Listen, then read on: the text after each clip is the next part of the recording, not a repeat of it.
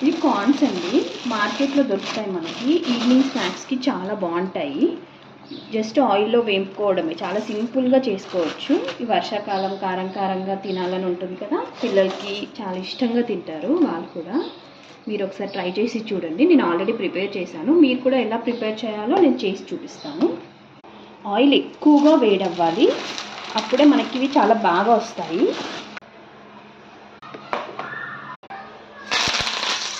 కరివేపాకు కూడా వేపుకోవాలి. కరివేపాకు పల్లీలు కూడా మెల్లిగా వేపుకోవాలి. పల్లీలు వేగిపోయాయండి.